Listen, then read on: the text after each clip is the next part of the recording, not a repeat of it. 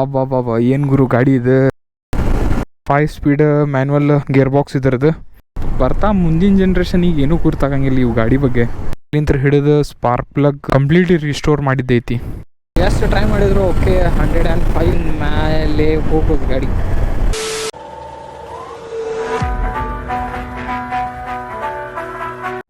Hi ಎಲ್ರಿಗೂ ನಮಸ್ಕಾರ, welcome to Mukesh vlogs Kannada. ಇವತ್ತು ನಾವು ಎಲ್ಲಿ ಹೋಗ್ತಿದ್ದೀವಿ ಅಂತಂದ್ರೆ ಒಂದು ಫೋನ್ ಬಂದಿತ್ತು ನಮ್ಮ ಹುಡುಗನ ಕಡೆಲಿಂದ. ಇಲ್ಲ ಒಂದು ಗಾಡಿ ಬಂದೈತಿ, ಯಾವ ಗಾಡಿ ಅಂತ ನನಗೂ ಫುಲ್ ಎಕ್ಸೈಟ್ಮೆಂಟ್ ಐತಿದೆ. ಆ ಗಾಡಿ ನೋಡಿ ಅಂತ ಬಾನಿ ಅಂತಂದ. ಅದ್ರ ಸಂಬಂಧ ಹೊಂಟಿ ನಾನು ನಮ್ಮ ಗಾಡಿ ಒಳಗೆ ನಿಂತೈತಿ. ನೀವು ನೋಡ್ಬೋದು ಇವತ್ತು ಮೈಲೇಜ್ ಸಂಬಂಧ ಹೊಂದಿರ್ಬೇಕು, ಓಡ್ಸಾಕೆ ಹೊಂದಿರ್ಬೇಕಂತಂದು ಆ ಟೈಪ್ ನಮ್ದು. ಈಗ ನಮ್ಗೆ ಫೋನ್ ಮಾಡಿಬಿಟ್ಟು ಏನು ಹೇಳಿದ್ನಂತಂದ್ರೆ ಎಲ್ಲದೀನಿ ನೀನು ಅಂತಂದೆ. ಇಲ್ಲ ಹೊರಗದೀನಿ ಅಂತ, ನೀ ಜಲ್ದಿ ಬರ್ಬೇಕು ಅಂತಂದೆ. ಯಾಕಂದ್ರೆ ಒಂದು ಗಾಡಿ ಬಂದೈತಿ, ಫುಲ್ ಕ್ರೇಜಿ ಆಗೈತಿ ಗಾಡಿ. ಆ ಗಾಡಿ ನೀವು ಖಂಡಿತ ರಿವ್ಯೂ ಮಾಡಲೇಬೇಕಂತಂದ. ನಾವು ಕೇಳಿದೆ ಯಾವ ಗಾಡಿ ಅಂತ. ನಾನು ಹಿಂಗೆ ಹೇಳಂಗಿಲ್ಲ, ನೀ ಬಾ ಬಂದಿದ್ದಾದ್ಮ್ಯಾಗ ನೋಡಿ ಅಂತ, ಹೆಂಗೈತದ ಗಾಡಿ ಅಂತಂದ. ಅದ್ರ ಸಂಬಂಧ ಆಯ್ತು ಸರಿ ನೋಡೋಣ ಅಂತಂದು ಹೋಗ್ತಿದ್ದೆ ನಾನೀಗ. ನನಗೂ ಫುಲ್ ಎಕ್ಸೈಟ್ಮೆಂಟ್ ಆಗಿ ಹೆಂಗಿರ್ಬೋದು ಗಾಡಿ. ಫುಲ್ಲಿ ರಿಸ್ಟೋರ್ ಆಗೈತದ ಅಂತಂದ, ಮಾಡಿಫೈಡ್ ಆಗೈತಿ, ಸ್ವಲ್ಪ ರಿಸ್ಟೋರ್ ಆಗೈತೆ ಅಂದ. ಇನ್ನೂ ಅದ್ರ ಬಗ್ಗೆ ಹೇಳಂತಂದ್ರೆ ಅದು ಏನೂ ಹೇಳಂಗಿಲ್ಲ ನಿನಗೆ, ನೀವು ಫಸ್ಟ್ ಬಾ ಆಮ್ಯಾಗ ನೋಡಿ ಅಂತಂದ. ಅದ್ರ ಸಂಬಂಧ ಹೋಗ್ತಿದ್ದೀವಿ. ಹೋಗ್ತಾ ನೋಡೋಣ ನಿಮಗೆ ಅದ್ರ ಬಗ್ಗೆ ನಾನು ನೋಡ್ತೀನಿ, ನಿಮಗೂ ತೋರಿಸ್ತೀನಿ ಯಾವ ಗಾಡಿ ಐತಂತಂದು. ಗಾಡಿ ನೋಡು ಎಕ್ಸೈಟ್ಮೆಂಟ್ ಡಿಫ್ರೆಂಟ್, ಒಂದು ನೆಕ್ಸ್ಟ್ ಲೆವೆಲ್ ಅದ. ಯಾಕಂದ ಅನ್ನಾಹುತ ಐತಿ, ನೀನು ನೋಡಿರಂಗಿಲ್ಲ ಗಾಡಿ ಅಂಥದೈತಿ ಗಾಡಿ ಅಂತಂದ. ಅದಕ್ಕೆ ಬಿಡೋಣ, ನಿಮಗೂ ಬಿಡೋಣ ಅಂತಂದು ಬಂದು ರೀಚ್ ಆದ್ವಿ. ಬಾ ಏನು ಗುರು ಗಾಡಿ ಇದೆ ಬಬ್ಬಾ, ನೆಕ್ಸ್ಟ್ ಲೆವೆಲ್ ಐತಿ ಗಾಡಿ. ರೈಡ್ ಮಾಡ್ತಾ ಅದ್ರ ಬಗ್ಗೆ ಹೇಳ್ತೀನಿ. ಫಸ್ಟ್ ಒಂದು ಕಡೆ ಹೋಗಿ ನಿಂತು ಪೂರ್ತಿ ನೋಡೋಣ ಗಾಡಿ. ಓಕೆ, ಇದ್ರಾಗ ಬಿಟ್ಬಿಟ್ರ ಚಾವಿ. ಗೈಸ್, ಇಂಥ ಗಾಡಿ ನೋಡಕ್ಕೆ ಭಾಳ ರೇರ್. ಯಾಕಂತಂದ್ರೆ ಇದು ಗಾಡಿ ಸಾಧಾರಣ ಗಾಡಿ ಅಲ್ಲ. ಜಸ್ಟ್ ಈಗ ರೈಡ್ ಮಾಡೋಣ ಫಸ್ಟ್, ಅದ್ರ ಬಗ್ಗೆ ನೋಡೋಣ ಅಂತಂದು ಗಾಡಿ ಹೆಂಗೈತಿ. ವಾಹ್, ಹೇಳಿ ಮಾಡಿಸ್ದಂಗೆ ಐತಿ ಸೀಟ್. ಹಿಂಗೆ ಕುಂತ್ರೆ ಹಿಂಗೆ ಅನ್ನಿಸ್ಬೇಕಂತ ಹೇಳ್ತಾರಲ್ಲ, ಆ ಟೈಪ್ ಹೇಳಿ ಮಾಡಿಸ್ದಂಗೆ ಐತಿ. ಇವೆಲ್ಲ ಸಾಧಾರಣ ಗಾಡಿ ಅಲ್ಲ ಇದು. ಮತ್ತು ಬರ್ತಾ ಮುಂದಿನ ಜನ್ರೇಷನಿಗೆ ಏನೂ ಗುರ್ತಾಗಂಗಿಲ್ಲ ಇವು ಗಾಡಿ ಬಗ್ಗೆ. ಆ್ಯಕ್ಚುಲಿ ಯಾವ ಗಾಡಿ ಅಂತಂದ್ರೆ ನಿಮ್ಗೆ ಹೇಳೋದು ಮರ್ತೆ ನಾನು. ಇದು ಆ್ಯಕ್ಚುಲಿ ಅವೆಂಜರ್ ಇದೆ.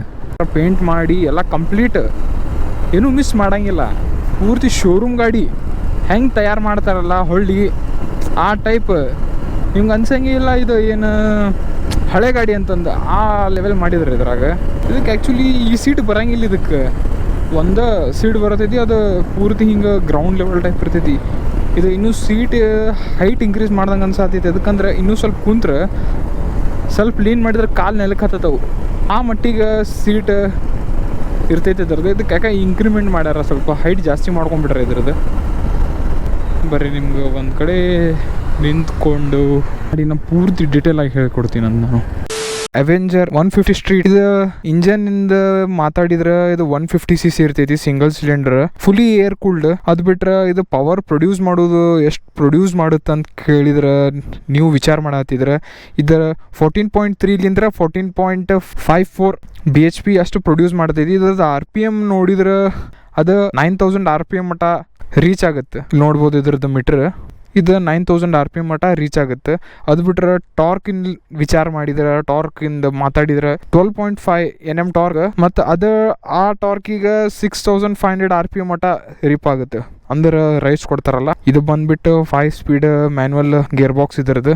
ಅದು ಬಿಟ್ರೆ ನೆಕ್ಸ್ಟ್ ಮೈಲೇಜಿನ ವಿಚಾರಕ್ಕೆ ಹೋದ್ರೆ 40 to 50 ಆರಾಮ್ ಕಣ್ಣು ಮುಚ್ಚಿ 40 to 50 ಮೈಲೇಜ್ ಕೊಡುತ್ತೆ. ಫ್ಯೂಲ್ ಕೆಪಾಸಿಟಿ ಬಂದ್ಬಿಟ್ಟಿದ್ರದ್ದು ಪೆಟ್ರೋಲ್ ಟ್ಯಾಂಕಿಂದ 14 ಲೀಟರ್ ಟ್ಯಾಂಕ್ ಬರ್ತೈತಿ. ಅದು ಬಿಟ್ರೆ 3.4 ಲೀಟರ್ ರಿಸರ್ವ್ಡ್ ಇರ್ತೈತಿ.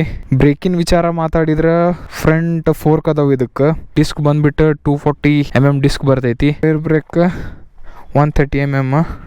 ಡ್ರಮ್ ಇರ್ತಾವೆ, ಅಂದ್ರೆ ರಬ್ಬರ್ ಇರ್ತಾವೆ ಅದಕ್ಕೆ, ಡ್ರಮ್ ರಬ್ಬರ್. ಅದಕ್ಕೆ 130 mm ಡ್ರಮ್ ಇರ್ತಾವೆ. ಟೆಲಿಸ್ಕೋಪಿಕ್ ಫೋಕ್ಸ್ ಇವು ನೋಡತ್ತಿರಲ್ಲ, ಫ್ರಂಟ್ ಇನ್ನು ಟೆಲಿಸ್ಕೋಪಿಕ್. ಇವು ಶಾಕ್ ಅಬ್ಸರ್ವ್ಸ್ ಇವು. ಹಿಂದೆ ನೋಡತ್ತೆ ಶಾಕ್ ಅಬ್ಸರ್ಸ್. ಅದು ಬಿಟ್ರೆ ನಿಮ್ಗೆ ಇದ್ರಾಗ ಅದು ಬಿಟ್ಟು ಮತ್ತೆ ಏನು ಮಾಡಿಫೈಡ್ ಮಾಡ್ಯಾರ, ಏನು ಕಸ್ಟಮೈಸ್ ಮಾಡ್ಯಾರ ಆ ವಿಚಾರಕ್ಕೆ ನೋಡಕ್ಕೆ ಹೋದ್ರೆ ಇದು ಗಾಡಿದ ಕಲರ್ ಇದು ಅಲ್ಲ. ಇದು ಬೇಕಾಗಿದ್ದು ನಮ್ಗೆ ಯಾವ್ದು ಗಾಡಿ ಕಲರ್ ಬೇಕು ಆ ಗಾಡಿ ಕಲರ್ ಪೂರ್ತಿ ಕೋಟ್ ಮಾಡಿಸಿದ್ದೈತಿ. ಅದಕ್ಕೆ ಸ್ವಲ್ಪ ಶೈನಿಂಗ್ ಗ್ಲಿಟ್ರಿ ಹಾಕಿದ್ದೈತಿ. ಅದು ಬಿಟ್ರೆ ಪೂರ್ತಿ ಒಂದು ಇಂಜನ್ನಿಂದ ಕಾರ್ಬೋರೇಟರ್ಲಿಂತ ಹಿಡಿದು ಸ್ಪಾರ್ಕ್ ಪ್ಲಗ್ ಎಲ್ಲನೂ ಕಂಪ್ಲೀಟ್ಲಿ ರಿಸ್ಟೋರ್ ಮಾಡಿದ್ದೈತಿ. ಅದ್ರಾಗ ಒಂದೊಂದು ಪಾರ್ಟ್ಸ್ನು ಅದು ವರ್ಕಿಂಗ್ ಕಂಡೀಷನ್ ಪ್ರಾಪರ್ ಐತೆ ಅಂತಂದ್ರೆ ಅದಕ್ಕೆ ಕಂಪ್ಲೀಟ್ಲಿ ಹಂಗೆ ಬಿಟ್ರೆ ಅದಕ್ಕೆ ಸ್ವಚ್ಛ ಮಾಡ್ಕೊಂಡು ಹೊಳ್ಳಿ ರಿಸ್ಟೋರ್ ಮಾಡ್ಯಾರ. ಅದು ಬಿಟ್ರೆ ಉಳ್ಕಿದ್ದ ಎಲ್ಲ ಏನೇನು ಕೆಲ್ಸಕ್ಕೆ ಬರಂಗಿಲ್ಲ, ಎಲ್ಲ ರಸ್ಟ್ ಆಗಿರ್ತಾವು, ಎಲ್ಲ ತೆಗ್ದಿದ್ದೈತಿ. ಇದು ನೋಡಿದ್ರೆ ಪೂರ್ತಿ ಹೊಸ ಬೈಕ್ ಕಣ್ಣಂಗೆ ಕಾಣತೈತಿ. ಇಲ್ಲಿ ನೋಡ್ರಿ ಇದ್ರದ್ದು ಕಾರ್ಬೋರೇಟರ್ ಇಲ್ಲಿ ಬರುತ್ತೆ, ಇಲ್ಲಿ ನೋಡತ್ತಿರಲ್ಲ ಇಲ್ಲಿ ಬರುತ್ತೆ ಇದ್ರದ್ದು ಕಾರ್ಬೋರೇಟರ್. ಇಲ್ಲಿಂದ ಫ್ಯೂಲ್ ಹೋಗುತ್ತೆ, ಪಾಸ್ ಆಗುತ್ತೆ, ಆ ಕಡೆ ಇರ್ತೈತಿ ಫ್ಯೂಲ್.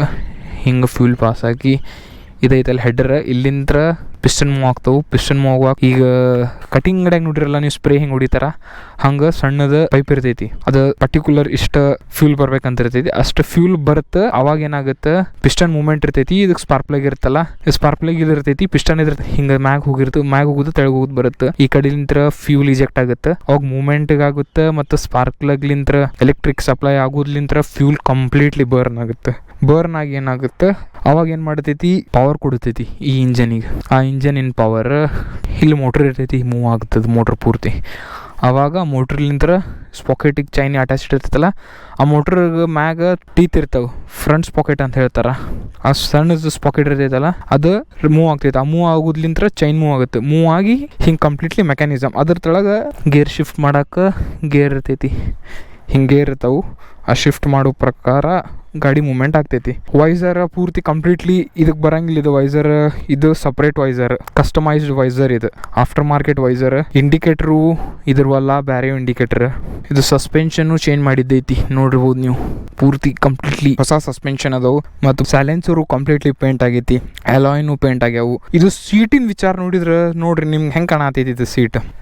ಎಷ್ಟು ಪರ್ಫೆಕ್ಟ್ ಐತಿ, ಎಷ್ಟು ಕಂಫರ್ಟ್ ಫೀಲ್ ಆಗುತ್ತೆ ಗುರುತು. ಇದ್ರದ್ದು ಸೀಟ್ ಹೈಟ್ ಇಷ್ಟು ಬರಂಗಿಲ್ಲ, ಕಡಿಮೆ ಬರ್ತೈತಿ. ಅಪ್ರಾಕ್ಸಿಮೇಟ್ ಇಷ್ಟು ಬರುತ್ತೆ ಸೀಟ್ ಇದ್ರದ್ದು. ಇವ್ರ ಕಂಫರ್ಟ್ ಸಂಬಂಧ ಓನರ್ ಏನು ಮಾಡ್ಯಾರ, ಎಕ್ಸ್ಟ್ರಾ ಹೈಟ್ ಮಾಡಿಸಿ, ಕುಷನಿಂಗ್ ಬೇರೆ ಮಾಡಿಸಿ, ಪ್ಯಾಟರ್ನ್ ಬೇರೆ ತೊಗೊಂಡು ಎಲ್ಲ ಕಂಪ್ಲೀಟ್ ಡಿಫ್ರೆಂಟ್ ಮಾಡ್ಯಾರ.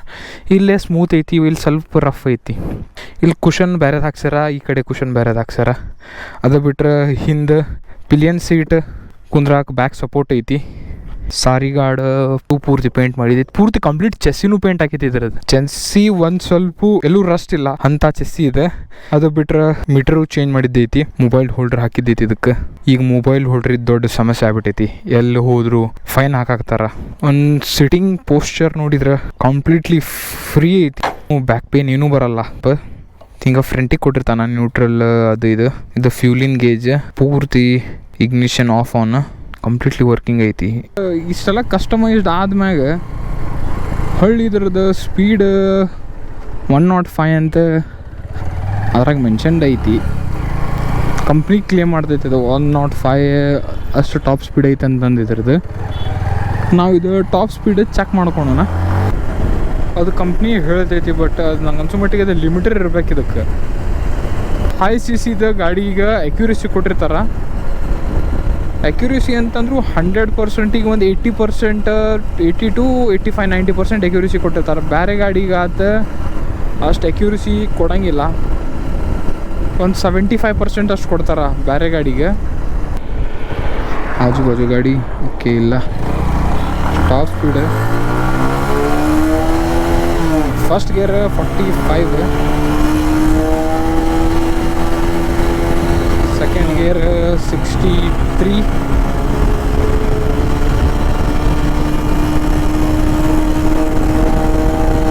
ಥರ್ಡ್ ಗೇರ್ ನಂಗೆ ಅನ್ಸೋ ಮಟ್ಟಿಗೆ 85.